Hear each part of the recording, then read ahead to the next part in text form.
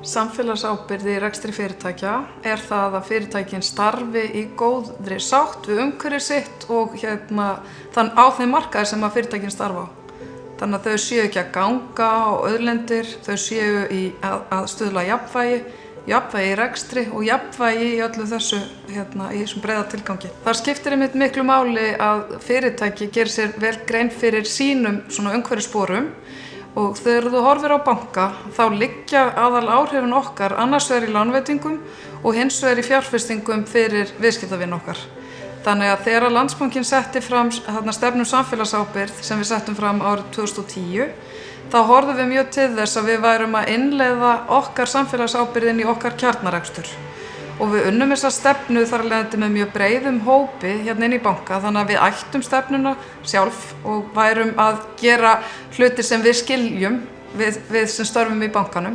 Og það var mjög horft til annars vegar lánveitinga og hins vegar fjárfestinga. En fjárfestingabankamegin þá þurftum við aðeins að endurskilgreina vinnun okkar, þannig að við vorum í raun og veru að bæta svona fleiri tólum við verkfærakistuna þegar við tökum ákvörðun fjárfestingu. Það er að segja, ef ég horfa aðeins til fortíðar, þá var kannski fókusin okkar fyrst og fremst á að skoða fyrirtækin út frá veltu og vexti og EBITDA og hagnað og arðsemi.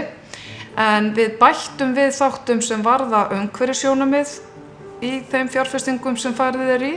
Hvernig eru stjórnarhættir fyrirtækjana og hvernig eru fyrirtækin að hlúa svona félagslega þættinum, eins og hvernig komið fram við starfsfólk og jafnrétti kynjanna og nokkrir þannig þættir sem komum til félagslega þáttin. Samfélagsábyrgð, hún arðbær? Þetta góður business? Það sem að gerast í dag að við erum að fá betri upplýsingar að þetta sé góður business, að við sjáum að fyrirtæki sem að hafa innleitt samfélagsábyrgð með markvissum hætti og að fá álit eins og alþjóðlegra greiningaaðila varðandi það hvernig þau hafa innleitt samfélagsábyrgð í sína starfsemi. Það sem sagt verið að gefa þeim einkunn út frá því hvernig þau hafa innleitt samfélagsábyrgðina. Þau að skora betur í arðsemi að meðaltali til langstíma. Heimsmarkmiðin eru líklega metnaðarfyllsta áætlun sem hefur verið sett fram í heiminum. Sameinuðu þjóðirnar hafa komið sér saman 17 lykilmarkmið og ef við eigum að eiga sénsi að ná þessu, þá þurfa allir að hjálpast að. Það ekki nóg að ríki og sveitarfélög segja að setja málið á dagskrá. Fyrirtækin þurfa að taka málið að sér og allir, almenningu líka. Við þurfum öll að einhenda okkur í að reyna að stoppa upp í gatið. Og fyrir fyrirtækin þá skiptir máli að taka samfélagsábyrgðina þannig að þú sért virkilega að horfa á hvar getur þú haft svona afgerandi áhrif og hvar getur þú einbeitt þér. Og ég sé að fyrirtækin eru í auknum mæli að taka stefnu samfélagsábyrgð og endurskoðana, hafa verið að gera góða hluti en að endurskoða stefnunum núna út frá heimsmarkmiðunum og að tengja sig við ákveðin markmið og það fer eftir atvinnugrein við hvað þú tengir þig.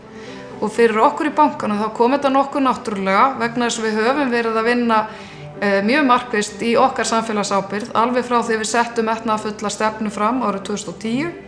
Þannig að við höfum valið okkur 3 markmið sem við ætlum að setja mikla áherslu á. Það markmið jafnrétti kynjanna.